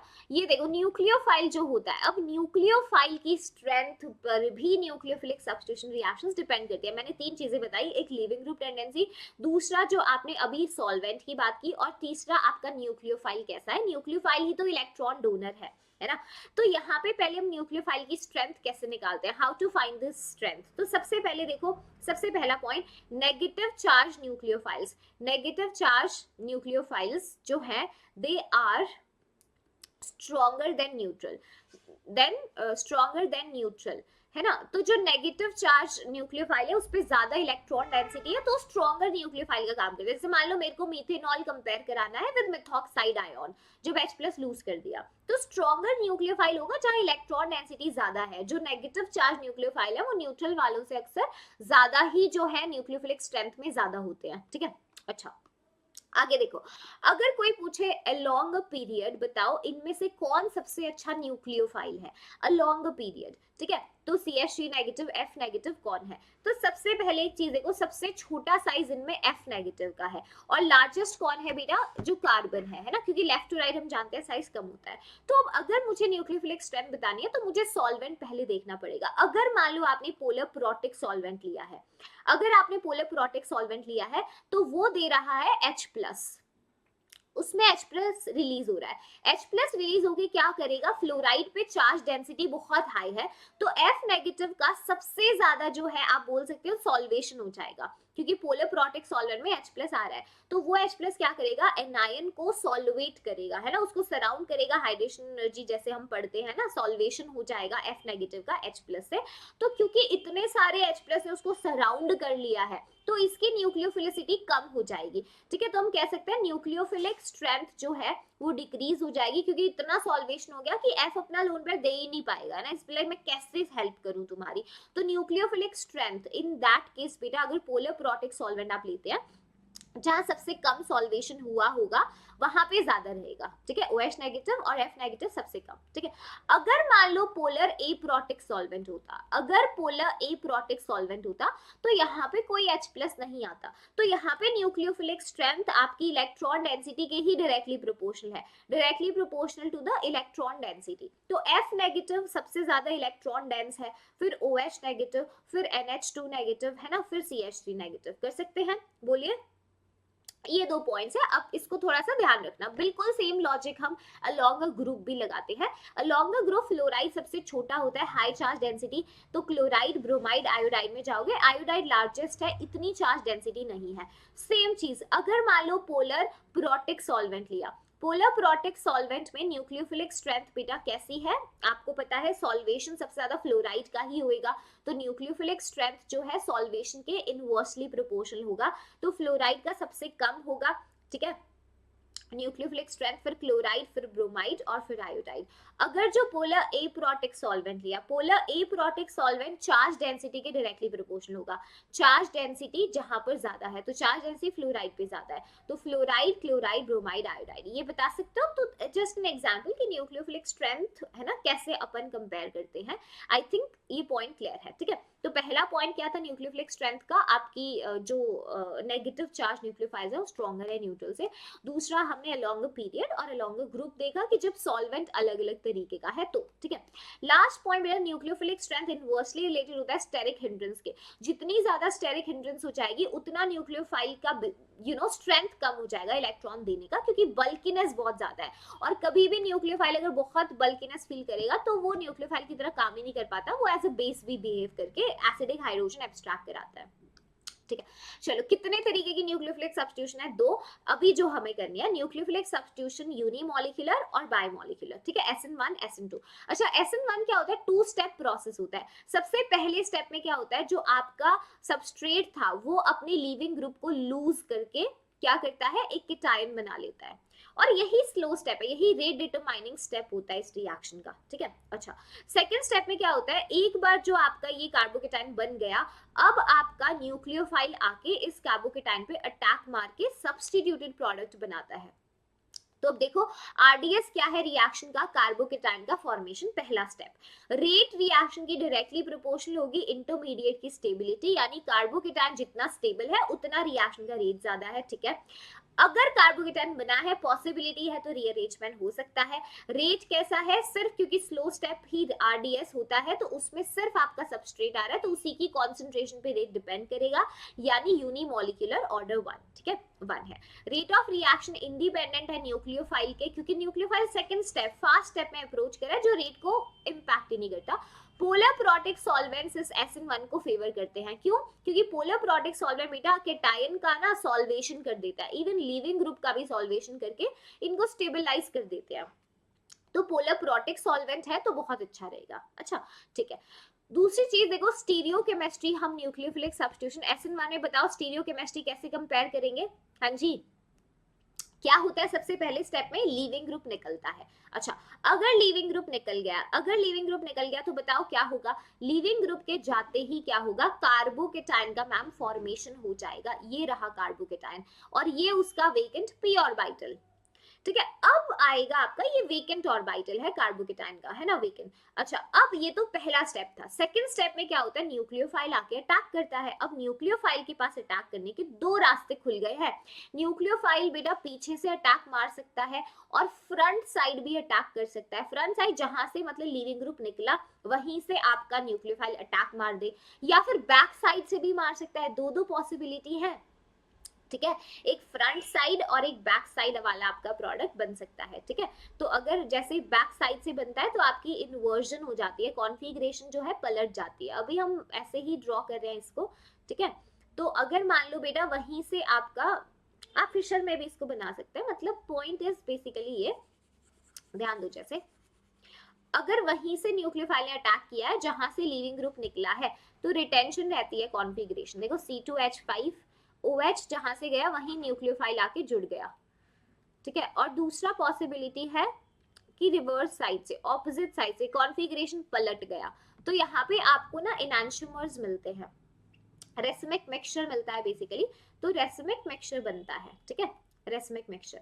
अब ये जो रेसमिक मिक्सचर होता है 100, मतलब ऐसा नहीं होता कि 100% रेसमाइजेशन हो गई, 50% ये बनेगा और 50% ये वाला बनेगा, ऐसा नहीं होता। एक्चुअली हमेशा थोड़ा सा जो बैक साइड अटैक का प्रोडक्ट होता है वो हमेशा थोड़ा ज्यादा फेवर्ड होता है, 51% या अराउंड 49%। तो आपका SN1 मैकेनिज्म में क्या होता है, पार्शियल रेसमाइजेशन होता है, ठीक है। तो रेसमिक मिक्सचर बनता है, रेसमाइजेशन हो जाता है, और ये दो, रेसमाइजेशन क्या है, equimolar mixture of to enantiomers, है ना। इक्विमोलर मिक्सचर जब दो एनांशियोमर्स का मिलता है वही तो आपका रेसमिक मिक्सचर होता है, तो जो नेट रोटेशन को कैंसिल आउट कर देता है, ठीक है। तो ये आपका SN1 है, तो इसमें कॉन्फ़िगरेशन पलट जाती है और सेम भी रहती हैं, दोनों प्रोडक्ट्स बनते हैं, एक रिटेंशन कॉन्फ़िगरेशन का, एक इन्वर्जन वाला। तो ये रेसमिक मिक्सचर SN1 में हमको मिलता है, ठीक है। अच्छा, next is SN2 process. SN2 में क्या होता है बेटा, जैसे SN2 में क्या होगा, अगर हम इसकी जनरल रिएक्शन देखें तो एक ही स्टेप के अंदर, जैसे देखो इफ यू रिमेंबर मैंने अभी बोला था कि ये हमारा जो है सबस्ट्रेट था, ठीक है।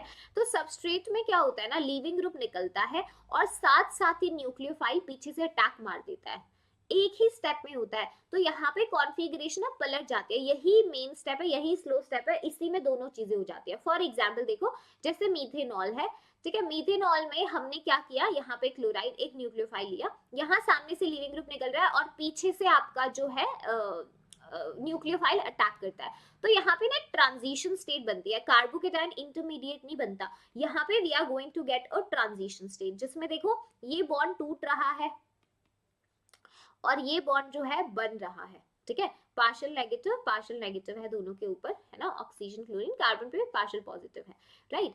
अच्छा, यहाँ पे अगर आप देखो तो ये ट्रांजिशन स्टेट है, ट्रांजिशन स्टेट है। ठीक है। इस ट्रांजिशन स्टेट में एक बॉन्ड, ये बॉन्ड ब्रेक हो रहा है और ये नया बॉन्ड बन रहा है। इसके बाद आपकी कॉन्फ़िगरेशन पलट जाएगी, ठीक है, इसके बाद आपकी कॉन्फ़िगरेशन उल्टी हो जाएगी, यानी बैक से आपका Cl आके अटैक करेगा, OH निकल चुका है, OH आयन। तो यहाँ पे ना इन्वर्जन हो जाता है कॉन्फ़िगरेशन का, दिस इज वॉल्डन इन्वर्जन।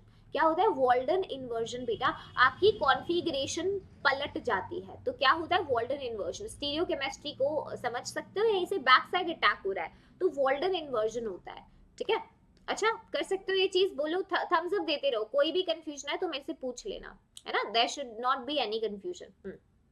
अच्छा, तो SN2 के पॉइंट्स देखो, रेट जो है बेटा इसमें आपका सबस्ट्रेट और न्यूक्लियोफाइल दोनों ही आएगा, तो ऑर्डर इसका 2 हो जाएगा, है ना, रेट दोनों की कॉन्सेंट्रेशन पे डिपेंड करता है। Strength and concentration of nucleophile SN1 में फर्क नहीं पड़ता था, SN2 में करता है। अच्छा, पोलर एप्रोटिक सॉल्वेंट्स यहाँ प्रेफर किए जाते हैं, क्योंकि कोई ऐसा H+ यहाँ पे नहीं, चाहे कोई ऐसी इंटरमीडिएट नहीं बन रही जिसको हमें स्टेबलाइज कराना पड़े। और रेट बेटा बहुत इंपॉर्टेंट है, स्टेरिक हिंड्रेंस के इनवर्सली प्रोपोर्शनल है, जहां पे SN2 में आप देखोगे प्राइमरी एल्काइल हैलाइड्स, फिर सेकेंडरी और फिर टर्शियरी, ऐसा आपका जो है रेट रहता है, क्योंकि प्राइमरी में स्टेरिक हिंड्रेंस सबसे कम होगी, तो न्यूक्लियोफाइल अगर अटैक मारा उसको हिंड्रेंस नहीं चाहिए। जबकि आपके कार्बोकेटायन जहां बन रहा था SN1 में ये चीज उल्टी थी। वॉल्डन इन्वर्जन हम डिस्कस कर चुके हैं, इन्वर्टेड प्रोडक्ट आपका बनता है, ठीक है। तो इसी की हम बात करी थी, इसमें जो ट्रांजिशन स्टेट बनती है वो पेंटावैलेंट होती है। ये देखो बताया था मैंने, बॉन्ड ब्रेकिंग, ये बॉन्ड फॉर्मेशन हो रहा है, यहाँ से बॉन्ड ब्रेकिंग चल रही है, तो we are getting a pentavalent transition state जो स्टेबल नहीं होती है ना। चलो, SN1 में भी डिस्कस कर चुके हैं, तो इसमें स्टेबिलिटी का ऑर्डर कार्बोकेटाइन की स्टेबिलिटी से, है ना, rate of reaction directly proportional होता है। सॉर्टेड है यहाँ तक चीजें, बोलो एक बार थम्स अप दे दो, यस मैम, ये सारी चीजें क्लियर है, ऑल क्लियर। हाँ जी, कोई ऑडियो वीडियो या कुछ इशू हो तो late me no in the chat box, ठीक है, मुझे बता देना, ओके। चलो देखो, रिएक्शन विद सोडियम हाइड्रोक्साइड या पोटेशियम हाइड्रोक्साइड, बेटा NaOH KOH दोनों ही स्ट्रॉन्ग बेसिस है ना, तो काफी हाई कॉन्सेंट्रेशन में जो है OH आयन हमको मिलने वाला है, ठीक है। तो एक चीज मैं बता रही हूँ, कभी भी स्ट्रॉन्गर न्यूक्लियोफाइल होते हैं, मतलब है ना चार्ज्ड न्यूक्लियोफाइल, है ना, वो स्ट्रॉन्गर न्यूक्लियोफाइल्स होते हैं, वो SN2 को प्रेफर करते हैं। और अगर कभी वीक न्यूक्लियोफाइल होता है न्यूट्रल, वो SN1 को फेवर करता है, इस चीज को ध्यान रखना है, ये आगे हम न्यूट्रल वाला भी मैं एक क्वेश्चन कराऊंगी, ठीक है। जैसे मान लो हमारे पास एक एग्जाम्पल है C2H5, यहां मैंने हाइड्रोजन लगा दिया ड्यूटेरियम Cl, ठीक है, प्लीज ध्यान देना, मैंने रिएक्शन कराया NaOH के साथ एक्वस, ठीक है। तो यहाँ पे क्या है, एक्वस NaOH, एक्वस फेज में हम ले रहे हैं NaOH KOH को, ठीक है। अच्छा, यहाँ पे OH आयन है, OH आयन की प्रेजेंस में क्या होगा, Cl हटेगा और OH आ जाएगा, लेकिन क्योंकि ये स्ट्रॉन्ग न्यूक्लियोफाइल है, SN2 से जाना प्रेफर करते हैं, तो ये चीज ध्यान रखना, Cl जो है हटेगा और बैक साइड से OH आके जुड़ेगा। क्या ये वाली चीज क्लियर है, बोलो हाँ जी, बैक साइड से, तो आपका कैसा होगा इन्वर्टेड प्रोडक्ट, क्योंकि स्ट्रॉन्ग न्यूक्लियोफाइल SN2 से जाते हैं। ऐसा एग्जाम्पल आप KOH के लिए भी ले सकते हैं, तो नॉर्मल न्यूक्लियोफिलिक सब्स्टिट्यूशन रिएक्शन होता है इनमें SN2 मैकेनिज्म से, ठीक है, ओके। अगर मान लो पानी के साथ रिएक्शन कर दी हमने, और पानी तो न्यूट्रल है और ये एक कैसा न्यूक्लियोफाइल है, बोलो वीक न्यूक्लियोफाइल है, तो इधर रिएक्शन SN1 मैकेनिज्म से जाएगा, SN1 से जाएगा तो मतलब क्या मैम, सबसे पहले लीविंग ग्रुप निकलेगा, चलो लीविंग ग्रुप निकला, CH3 CH CH3 CH2 plus, जहां जहां कार्बोकेटाइन बनेगा, अगर पॉसिबिलिटी है तो रीअरेंजमेंट होगा। ये प्राइमरी कार्बोकेटाइन है, अगर हाइड्राइड शिफ्ट करा दोगे तुम, 1 2 हाइड्राइड शिफ्ट अगर करा दोगे, तो बेटा हाइड्राइड शिफ्ट कराने से आपको एक टर्शियरी कार्बोकेटाइन बनेगा। देखो आपने H को शिफ्ट कराया, ये मिथाइल एज इट इज, यहाँ पे CH3, तो ये कैसा है, टर्शियरी कार्बोकेटाइन है। अब आके न्यूक्लियोफाइल को अटैक करा दो, and what are the nucleophile, एक और स्टेप बनाना है अगर करना चाहते हो, देखो यहाँ पे देख लो रफ में, फिर डायरेक्ट प्रोडक्ट बना देंगे, ऑक्सीजन यहाँ अटैक करेगा, इस C+ पे ऑक्सीजन ने अटैक किया, O+H2, ठीक है, ये कार्बन का प्लस गायब हो गया। चलो अब ये H अपनी आहुति देगा, निकल के जाएगा, तो OH सब्स्टिट्यूट हो जाएगा, है ना, सिंपल। तो we are going to get what, देखो CH3 CH3 और यहाँ आ जाएगा OH, समझ गए, यस। तो यही पॉइंट था कि स्ट्रॉन्ग न्यूक्लियोफाइल में SN2 से जाएगा रिएक्शन, अगर वीक है तो SN1 से जाएगा, ठीक है। तो SN1 SN2 को अगर ओवरऑल कंपैरिजन की बात करें, SN1 यूनिमॉलिक्यूलर है, SN2 बायमॉलिक्यूलर है। Halo alkane reactivity tertiary, secondary, primary in SN1 और उल्टा है SN2 में, क्योंकि वहां हिंड्रेंस नहीं होनी चाहिए, ठीक है। न्यूक्लियोफाइल वीक होना चाहिए SN1 के लिए, SN2 को स्ट्रॉन्ग न्यूक्लियोफाइल्स फेवर करते हैं, जैसे एक्वस NaOH, और हमने अभी वाटर का केस डिस्कस किया। Solvent, polar solvents, polar protic solvent SN1 को फेवर करते हैं, क्योंकि उसमें आपका जो है इंटरमीडिएट्स बनते हैं, कार्बोकेटायन लीविंग को स्टेबलाइजेशन मिलता है। पोलर एप्रोटिक सॉल्वेंट SN2 को फेवर करते हैं। स्टीरियोकेमिस्ट्री बेटा SN1 में रेसमिक मिक्सचर बनता है, SN2 में इन्वर्जन बनता है। क्या ये चीज क्लियर है सबको? हाँ जी, आगे चले। यस चलो, एम्बीडेंट न्यूक्लियोफाइल की बात करते हैं। एम्बीडेंट न्यूक्लियोफाइल बेटा ऐसा न्यूक्लियोफाइल है जिसमें आपको एक से ज्यादा साइट्स मिलेंगी डोनेशन की, ठीक है। एक से ज्यादा डोनर साइट्स आपको देखने को मिलेंगी। जैसे साइनाइड्स में देखो कार्बन के थ्रू भी डोनेशन कर सकते हो, एंड आप नाइट्रोजन के थ्रू भी कर सकते हो। ऐसे नाइट्राइट्स में ऑक्सीजन भी डोनर हो सकता है, नाइट्रोजन भी हो सकता है। तो अगर कार्बन के थ्रू लिंकिंग हुई तो एल्काइल साइनाइड्स बनते हैं, जैसे RCN, ठीक है, RCN। अगर लिंकिंग ऑक्सीजन के थ्रू हुई तो एल्काइल नाइट्राइट्स बनते हैं, ठीक है। अच्छा, अगर लिंकिंग नाइट्रोजन से हुई तो आइसोसाइनाइड्स होते हैं, RNC। नाइट्रोजन से हुई लिंकिंग तो नाइट्रो एल्केन्स है, इसमें नाइट्राइट्स। तो ये एम्बीडेंट न्यूक्लियोफाइल है, यहाँ से क्वेश्चन आता है एग्जाम के अंदर, इंपॉर्टेंट है, ठीक है। जैसे एग्जाम्पल देखो, रिएक्शन विद NaCN या KCN की बात करी तो NaCN एक स्ट्रॉन्ग मतलब आयनिक इलेक्ट्रोलाइट है, ये दोनों आयनिक नेचर के हैं, और अगर आयनिक के हैं ये तो आयोन्स में टूट जाएंगे। तो C नेगेटिव की बेटा कार्बन भी साइट फ्री है और नाइट्रोजन भी साइट फ्री है ना, दोनों ही साइट फ्री हैं। और इसमें अगर आप ध्यान से देखो तो C पे है ना नेगेटिव है, राइट, C पे नेगेटिव है। तो जो हमें पता है नेगेटिव साइड ज्यादा स्ट्रॉन्गर होती है, तो Cl को हटा के आप साइनाइड में C से ही अटैक करा दो, है ना, CN as a nucleophile attack करेगा। अच्छा, अगर AgCN के साथ रिएक्शन कराएं तो AgCN कैसा है, कोवैलेंट कंपाउंड है, ठीक है। तो कोवैलेंट कंपाउंड में बेटा कार्बन तो सिल्वर के साथ बॉन्डेड है, तो कार्बन की तो साइट खत्म हो गई, है ना, मतलब डोनर अवेलेबिलिटी, तो सिर्फ nitrogen with a lone pair available है। तो ऐसे केसेस में बेटा अगर आप कोवैलेंट है ना कंपाउंड आपने लिया तो इसमें नाइट्रोजन से अटैक होके आइसोसाइनाइड बनेगा। डिफरेंस देख रहे हो?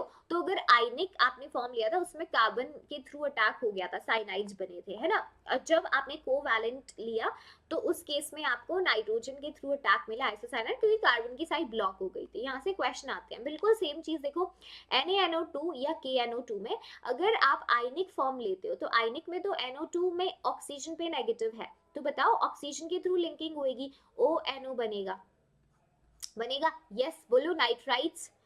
हाँ जी एवरीवन, इसी की तो हम बात करी थी। देखो अगर ऑक्सीजन के थ्रू लिंकिंग होती है एल्काइल नाइट्राइट्स बनते हैं, ठीक है। अगर नाइट्रोजन के थ्रू लिंकिंग होती है तो नाइट्रो एल्केन्स बनते हैं। इसमें देखो अगर आपने कोवैलेंट नाइट्राइट यहाँ पर लिया तो Ag में ऑक्सीजन तो ब्लॉक हो गया, अब है ना, ऑक्सीजन की तो साइड ब्लॉक हो गई, तो सिर्फ नाइट्रोजन अवेलेबल है, यस और नो? हाँ जी।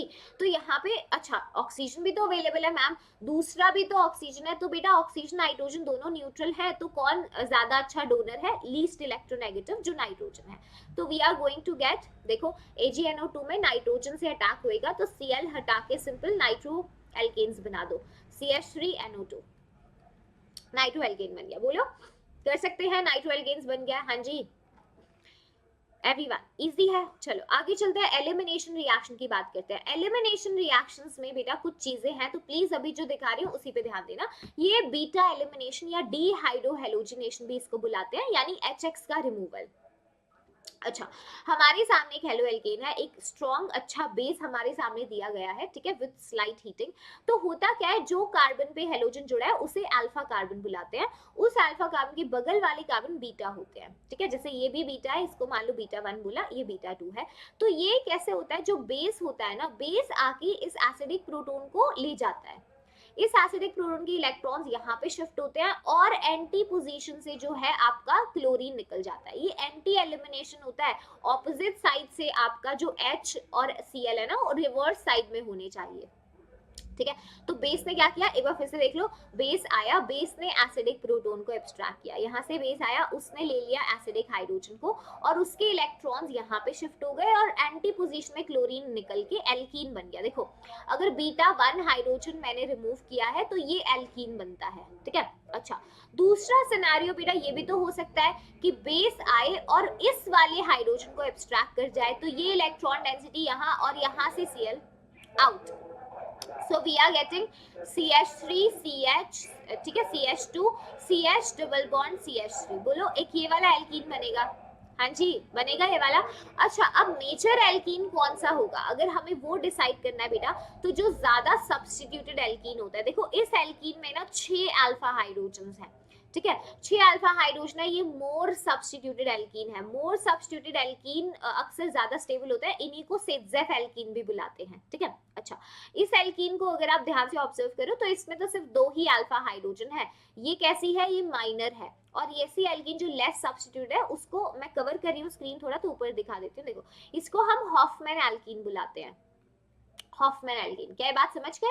तो दिस इज डीहाइड्रोहेलोजिनेशन, है ना, या बीटा एलिमिनेशन या एंटी एलिमिनेशन, जिसमें हमारा HX का हमने बेसिकली रिमूवल किया है, एल्कीन, ठीक है। अब बेसिस कौन से यूज हो सकते हैं, अल्कोहलिक KOH हो सकता है हीट के प्रेजेंस में।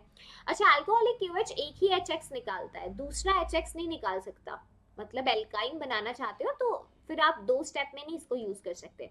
सोडामाइड स्ट्रॉन्गर बेस है अल्कोहलिक KOH के मुकाबले, ठीक है। अल्कोहलिक KOH को कभी कभी ऐसे भी देते हैं, जैसे अल्कोहल मान लो आपका CrOH लिख लो, अल्कोहल ये है, ठीक है, और उसके साथ पोटेशियम हाइड्रोक्साइड हमने यूज किया है। तो यहाँ से क्या होता है, मतलब आप वाटर को अगर एलिमिनेट कर दो तो आपको सॉल्ट मिल जाता है, RO नेगेटिव ROK करके भी लिखा होता है, या सोडियम टर्शरी ब्यूटॉक्साइड, ये एक बल्कि बेस होता है और मतलब ये काफी बल्कि है, तो इस केस में जो बेस होता है ये आपका हॉफमैन एल्कीन मेजर बनाना चाहता है, मतलब यही रिएक्शन अगर आप एक बल्कि बेस से करते सोडियम टर्शरी ब्यूटॉक्साइड तो ये वाला एल्कीन मेजर बनता, क्योंकि इसमें कम स्टेरिक हिंड्रेंस है। तो ध्यान रखना बल्कि बेसिस के अंदर हॉफमैन एल्कीन मेजर प्रोडक्ट बनता है, यानी लेस सब्स्टिट्यूटेड वाली, ठीक है। ओके, चलो आ जाओ इवन रिएक्शन का थोड़ा सा देख लो। इवन जैसे एलिमिनेशन यूनिमोलिकुलर 2 स्टेप प्रोसेस होता है, जैसे SN1 होता है। यहाँ पे देखो सबसे पहले स्टेप में क्या बनता है, क्या होता है बेटा, सबसे पहले आपका RDS कौन सा होता है, रीडिटरमाइनिंग स्टेप इज जब आपका हेलोजन निकल जाएगा, जब आपका लीविंग ग्रुप निकल जाएगा, ठीक है। अगर लीविंग ग्रुप निकल गया है तो यहाँ पे आ गया पॉजिटिव चार्ज, ओके, यहाँ आ गया पॉजिटिव। अब यहाँ पे 2 चीजें हैं, या तो ये वाला बीटा 1 हाइड्रोजन निकले या ये वाला बीटा हाइड्रोजन निकले, तो 2 एल्कीन्स की पॉसिबिलिटी है, बोलो CH3 CH double bond CH CH3, है ना, एक तो ये हो सकता है, और दूसरा CH3 CH2 CH double bond CH2, ये हम डिस्कस कर चुके हैं। मेजर हमारा कौन सा है, सेट्जेफ एल्कीन। तो ये आपका इवन एलिमिनेशन होता है, पहले आपका बेसिकली लीविंग ग्रुप निकल गया, उसके बाद आपका जो है ना, फर्स्ट लीविंग ग्रुप गोज, उसके बाद H का जो है रिमूवल होता है। तो अगर मैं इसके बारे में कुछ पॉइंट्स लिखवाऊं आपको, तो देखो रेट पे सिर्फ रेट जो है वो आपका कॉन्सेंट्रेशन ऑफ द सबस्ट्रेट पे डिपेंड करेगा, वही RDS था। RDS इज कार्बोकेटाइन का बनना, अगर रीअरेंजमेंट की पॉसिबिलिटी है तो हो जाएगा। अच्छा, रिएक्शन का जो रेट है वो स्टेबिलिटी ऑफ कार्बोकेटाइन के डायरेक्टली प्रोपोर्शनल है, जैसे SN1 था, तो इसीलिए इवन का जो रेट है उसमें टर्शरी एल्काइल हैलाइड्स फिर सेकेंडरी फिर प्राइमरी जीतते हैं, ठीक है। ओके, E2 में क्या होता है, E2 एलिमिनेशन बाय मॉलिक्यूलर, ये 1 स्टेप प्रोसेस है, यही वो तरीका है कि बेस आया, उसने H को एब्स्ट्रैक्ट किया, यहाँ से ये जो आपके इलेक्ट्रॉन्स है बॉन्ड के यहाँ शिफ्ट हुए और रिवर्स पोजीशन से Cl निकल गया, CH3 CH double bond CH2, okay. तो ये आपका E2 एलिमिनेशन है, एक ही स्टेप में दोनों चीजें हो गए। तो बीच में क्या होता होगा, एक ट्रांजिशन स्टेट बनती है, देखो ट्रांजिशन स्टेट भी बनाना चाहो तो दिखा लो, ये देखो CH3 CH CH और Cl, देखो एक तो बेटा ये बॉन्ड टूट रहा है, ये क्लोरीन यहाँ से निकल रहा है, तो बॉन्ड ब्रेकिंग, ठीक है। यहाँ पे एक नया बॉन्ड बन रहा है, बॉन्ड फॉर्मेशन, ये भी बॉन्ड टूट रहा है क्योंकि आपके हाइड्रोजन को बेस लेकर जा रहा है और बेस यहाँ से अपना नया बॉन्ड बना रहा है, ठीक है। Bond formation, bond breaking, bond formation, bond breaking, तो this is the transition state. तो ये एक साथ होता है, कोई इंटरमीडिएट नहीं बनता। जब ये ट्रांजिशन स्टेट अपना काम कर लेती है ना, तो फिर फाइनली आपको एल्कीन का फॉर्मेशन दिखता है। ओके, कह सकते हैं, हाँ जी, क्लोराइड निकल चुका है, यस। अच्छा, E2 के बारे में बात करें, ये सिंगल स्टेप प्रोसेस होता है, इसमें रेट आपका जो है एक ही स्टेप है, तो उसमें कॉन्सेंट्रेशन ऑफ न्यूक्लियोफाइल और सॉरी जो बेस है और जो आपका सबस्ट्रेट है दोनों पे डिपेंड करेगा, कार्बोहाइड्रेट नहीं बनता। रेट डायरेक्टली प्रोपोर्शनल है स्टेबिलिटी ऑफ एल्कीन्स के, ये नया पॉइंट है, ठीक है। तो एल्कीन्स की स्टेबिलिटी, जहां ज्यादा सब्स्टिट्यूटेड एल्कीन बनेगी वो ज्यादा है ना स्टेबल होगा। एलिमिनेशन कराना है या सब्स्टिट्यूशन, ये काफी चीजों पे डिपेंड करता है कि एल्काइल हैलाइड किस नेचर का है, स्ट्रेंथ और साइज आपके न्यूक्लियोफाइल की कैसी है बेसिकली, ठीक है। रिएक्शन कंडीशंस क्या है, तो क्लोजली मैंने थोड़ी टिप्स यहाँ पे अटैच करी हैं, इसको प्लीज नोट्स में रिवाइज करना, this will help you basically, ठीक है। ओके चलो आगे आ जाओ। वुड्स रिएक्शन क्या होता है, वुड्स से हमेशा दिमाग में एल्काइल हैलाइड को सोचो, दो वर्ड याद रखो, वुड्स जब भी पढ़ो तो दिमाग में एल्काइल हैलाइड चमकना चाहिए, और फिटिग वर्ड जब भी पढ़ो तो दिमाग में एराइल हैलाइड चमकना चाहिए। देखो वुड्स रिएक्शन में एल्काइल हैलाइड है, सोडियम मेटल के साथ रिएक्शन होता है ड्राई ईथर के प्रेजेंस में, डायरेक्ट रिएक्शन अभी कर रहे हैं हम, not the mechanisms we are discussing. तो 2 मोल सोडियम हैलाइड बाहर और R को R से जोड़ा, एल्केन बन गया। तो इसमें आपको हायर नंबर ऑफ एल्केन्स बनते हैं लेकिन इवन नंबर ऑफ कार्बन का एल्केन, ठीक है। तो number of carbon atom in alkane is twice the number of carbon atom in alkyl halide. और नंबर का भी तो बना सकते हैं, बना सकते हो, लेकिन क्योंकि हम इस वैसे इस रिएक्शन के आयनिक और फ्री रेडिकल दोनों मैकेनिज्म पढ़ते हैं, पर डोमिनेटिंग मैकेनिज्म फ्री रेडिकल होता है, तो इसमें ना मिक्सचर बन जाता है। अगर आप ऑड नंबर ऑफ कार्बन का करना चाहते हैं एल्केन सिंथेसाइज, तो उसमें मिक्सचर्स बनते हैं, तो सेपरेशन बहुत मुश्किल होता है, ठीक है। Okay, reaction hello arenes. अब हम हेलो अरीन्स के सेक्शन की बात कर रहे हैं बेटा। आई थिंक यहाँ तक चीजें क्लियर है, तो एक बार मैम को थम्स अप दे दो, यस मैम, यहाँ तक we all are clear, everything is fine, yes. चले आगे, चलो देखो nucleophilic substitution reactions, electrophilic substitution और रिएक्शन विद मेटल, सबसे ज्यादा इनकी जो कैरेक्टरिस्टिक रिएक्शंस हैं वो इलेक्ट्रोफिलिक सब्स्टिट्यूशन रिएक्शंस हैं, पर हम सारी बातें डिस्कस करते हैं, ठीक है। तो ध्यान देना, देखो केमिकल प्रॉपर्टीज हेलोरीन्स की, हेलोरीन्स बेटा न्यूक्लियोफिलिक सब्स्टिट्यूशन रिएक्शंस देते ही नहीं नॉर्मली, मतलब मैम, मतलब ये हेलोरीन है क्लोरोबेंजीन, मैं ये चाहती हूँ Cl हटे और OH आ जाए, तो कितने आराम से मैम हम फिनॉल बना सकते हैं बताओ, मतलब थोड़ा सही बना लो, इसमें ना पेन थोड़ा सही से काम नहीं कर रहा। हाँ मैम, हम Cl लगा के OH लगा देते हैं, तो मैम एक काम करते हैं फिनॉल बना लेते हैं। अगर इतना आसान होता तो दिक्कत ही क्या थी, नहीं होती है रिएक्शन, ठीक है। नॉर्मल कंडीशन में तो भूल ही जाओ भाई, न्यूक्लियोफिलिक सब्स्टिट्यूशन रिएक्शन नहीं देना पसंद करते हैं, ऐसा क्यों है। देखो पहला पॉइंट, Cl रेजोनेंस कर रहा है रिंग में, ये जो बॉन्ड आप सिंगल समझ रहे हो ये actually partial double bond character है इसमें, तो इतना आराम से कार्बन क्लोरीन का बॉन्ड नहीं टूट के OH सब्स्टिट्यूट होएगा, ठीक है। तो पार्शियल डबल बॉन्ड कैरेक्टर है। दूसरा, अगर मान लो आप ऐसे चाहो कि मैम चलो हम इस मेथड से कर लेते हैं, Cl को हटा देते हैं, कार्बोकेटाइन बना लेते हैं, तो फिनाइल कार्बोकेटाइन कहाँ स्टेबल है, sp2 कार्बन में पॉजिटिव चार्ज कब से स्टेबल हो गया बेटा, नहीं है, ठीक है। तीसरा, इनकमिंग न्यूक्लियोफाइल को स्टेरिक हिंड्रेंस लगती है, इतनी बड़ी जो फिनाइल रिंग लेकर बैठे हो उसकी हाई इलेक्ट्रॉन डेंसिटी, उसकी भी तो हाई लगेगी है ना, वो बोलेगा फिनाइल रिंग की भाई मैं तो बहुत बल्कि हूँ, तो न्यूक्लियोफाइल को दिक्कत होगी, इसीलिए दे कह रहे they do not prefer to show nucleophilic substitution. अगर कराना है तो बहुत हिम्मत लगती है, ठीक है, बहुत ज्यादा मेहनत करना पड़ता है। फाइन गाइस, ये चीज पता है सबको, बोलो। अच्छा करा सकते हैं, हाँ करा सकते हैं। देखो प्लीज एनसीईआरटी को एक बार रेफर करना, डॉस प्रोसेस हम पढ़ते हैं, डॉस प्रोसेस में हम कर सकते हैं ये चीज, लेकिन बहुत ज्यादा हाई टेम्परेचर और प्रेशर चाहिए, हाई टेम्परेचर और प्रेशर चाहिए उसको कराने के लिए, ठीक है। दूसरी चीज, अगर न्यूक्लियोफिलिक सब्स्टिट्यूशन रिएक्शंस को आप कराना चाहते हो आराम से, है ना, फिनॉल की प्रिपरेशन में भी मैं ये चीज करा दूंगी, तो तुमको एक चैप्टर जो है ज्यादा बल्कि नहीं लगेगा, ठीक है, कि एक में ही सारी, जैसे मैंने हेलोजिनेशन भी यहीं पे पढ़ा दिया, तो ऐसे मत सोचना मैम सारी रिएक्शंस आप एक में ही करा दोगे बाकी चैप्टर्स नहीं कराओगे तो सब कुछ होएगा, ठीक है। करेंगे, हाँ करेंगे सारा प्रोसेस, कोई टेंशन नहीं लेनी। तो डॉस प्रोसेस का मैं फिर भी बता रही हूँ, एक बार देख लो। देखो लेट मी चेक, ऐसे लिखा हुआ इधर, आगे ही कर लेना, आ जाओ अभी रहने दो, थोड़ा सा आइडिया मिल गया तुमको, है ना। डॉस प्रोसेस आगे लिखवा दूंगी, आगे आ जाओ। देखो हेलो अरीन्स की बेटा प्रिपरेशन कैसे करते हैं, एक बार इनका प्रिपरेशन तो देख लो, प्रिपरेशन भी तो इंपॉर्टेंट है। यस तो हेलो अरीन्स का preparation electrophilic aromatic substitution of benzene से आप करा सकते हो। बेंजीन लिया हमने, बेंजीन में क्लोरीन डाला, हाइड्रोकार्बन्स में चीजें तुम पढ़ लेते हो, है ना, हाइड्रोकार्बन में फर्स्ट इंट्रोडक्शन आता है, जिसने नहीं पढ़ा एक बार कमेंट कर देना, अगर हाइड्रोकार्बन का भी आपको चाहिए है ना, क्विक शॉर्ट रिवीजन सेशन, तो मेरे को बता देना, अभी तक वो प्लान नहीं हुआ है, ठीक है।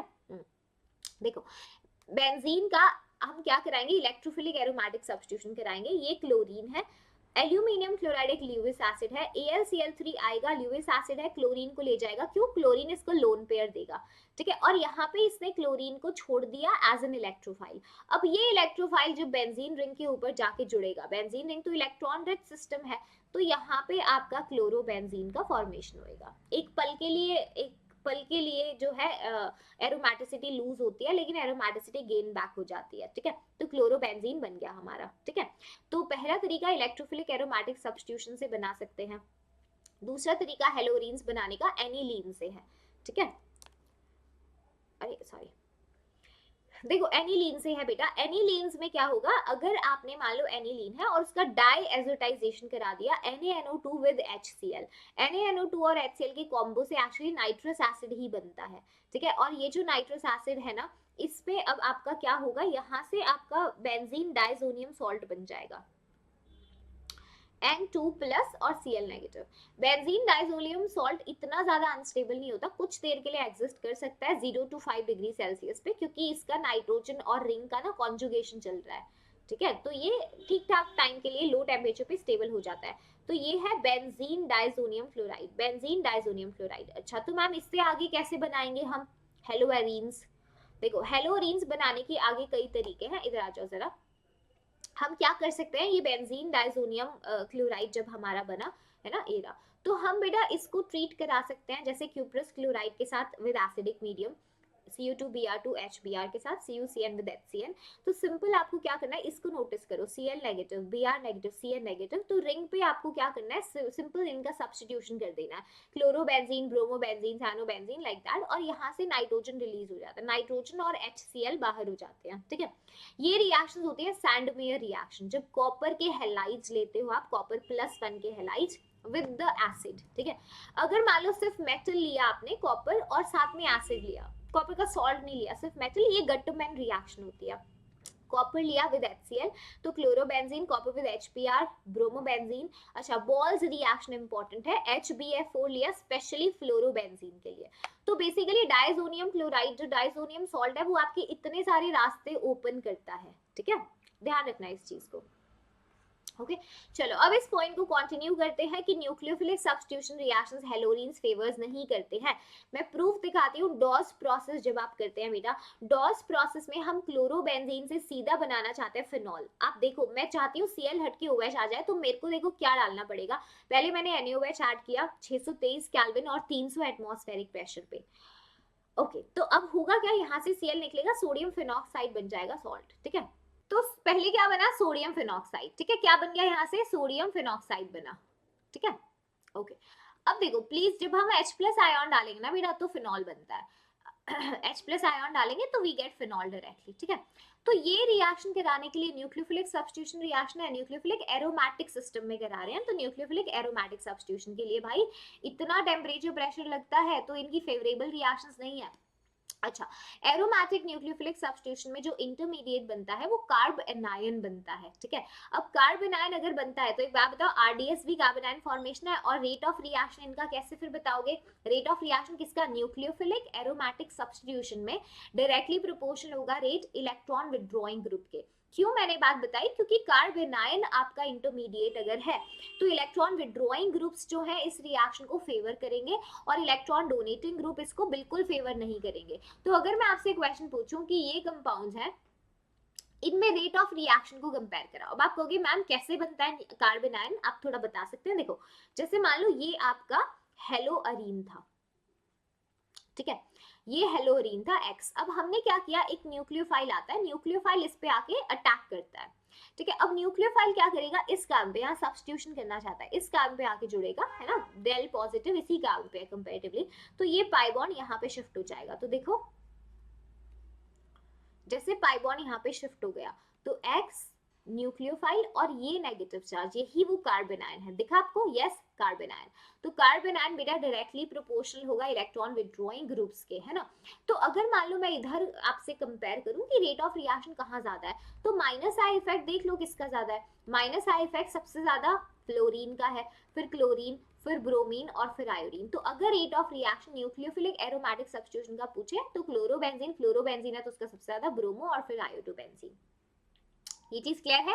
हाँ जी, ठीक है। तो जितने, इसीलिए देखो एक चीज देखो, डॉस प्रोसेस को अगर आप थोड़ा मॉडिफाई कराओ, अगर आपने नाइट्रो ग्रुप पैरा पोजीशन पे लगा दिया तो इस रिएक्शन में सब्स्टिट्यूशन कराना आसान हो जाएगा। देखो Cl को वैसे सब्स्टिट्यूट करा सकते हैं लो, कंपैरेटिवली लो टेम्परेचर के ऊपर, है ना। सोडियम हाइड्रोक्साइड 443 केल्विन पे डाला, पहले 623 केल्विन के आसपास आपने टेम्परेचर रखा था, तब ये रिएक्शन हुआ था, ठीक है।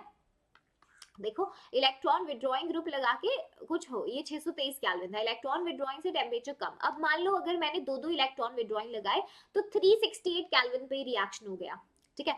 और अगर बेटा, अगर ध्यान से देखो, अगर हमने यहाँ पे सिर्फ, अगर हमने 3 इलेक्ट्रॉन विड्रॉइंग ग्रुप्स लगाए तो कैन यू सी दैट, बोलो, अगर 3 इलेक्ट्रॉन विड्रॉइंग ग्रुप्स लगाए तो उसके केस में देखो सिर्फ वार्म वाटर से ही आपकी जो है रिएक्शन हो गई। Did you observe that? बोलो, हाँ जी, ऑब्जर्व किया? बोलो यस, कितने लोगों ने ऑब्जर्व किया इस चीज को कि आपने 3 इलेक्ट्रॉन विड्रॉइंग ग्रुप्स लगाए हैं, ओके, और क्या बना है? पिक्रिक एसिड बना है, यस, पिक्रिक एसिड बना है, ठीक है, ओके। 2,4,6 ट्राई नाइट्रोफिनॉल आपका वार्म वाटर के साथ ही रिएक्शन हो गई, न्यूक्लियोफिलिक सब्स्टिट्यूशन, ठीक है। चलो लास्ट इनकी इलेक्ट्रोफिलिक सब्स्टिट्यूशन रिएक्शंस हैं। अब ये आप हाइड्रोकार्बन्स में भी थोड़ा थोड़ा करना स्टार्ट कर देते हो तो बहुत बेसिक चीजें हम देखेंगे इसमें।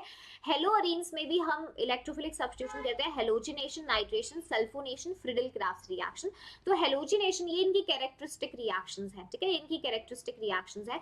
जब हम बात करते हैं बेटा हेलोजिनेशन की, जैसे हमने एक हेलोअरीन लिया, chlorine in the presence of anhydrous aluminium chloride, बिल्कुल वही रिएक्शन जो भी डिस्कस भी करी थी, एक Cl को ले जाएगा, ल्यूविस एसिड है, लोन पेयर देगा इसे, यहाँ भी इलेक्ट्रोफाइल Cl+ जनरेट हुआ।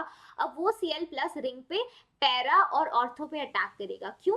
क्योंकि जो हेलोजन्स होते हैं बेटा ये ऑर्थो पैरा डायरेक्टिंग होते हैं, ऑल्दो होते ये डीएक्टिवेटर्स हैं, ये एक्चुअली रिंग से इलेक्ट्रॉन डेंसिटी खींचते ज्यादा है, माइनस आई इनका स्ट्रॉन्ग होता है प्लस एम के, बट फिर भी इनका ओवरऑल जो आपका इलेक्ट्रोफाइल होता है वो ऑर्थो और पैरा पर ही जाना पसंद करता है, क्योंकि कॉन्जुगेशन तो कर ही रहे हैं, तो ऑर्थो पैरा के ऊपर नेगेटिव चार्ज होता है, तो ऑर्थो पैरा। अब ऑर्थो में थोड़ा हिंड्रेंस ज्यादा होता है तो पैरा वाला जनरली मेजर प्रोडक्ट बनता है, अनलेस ऑर्थो पे कभी इंट्रामॉलिक्यूलर हाइड्रोजन बॉन्डिंग ना हो रही हो, ठीक है।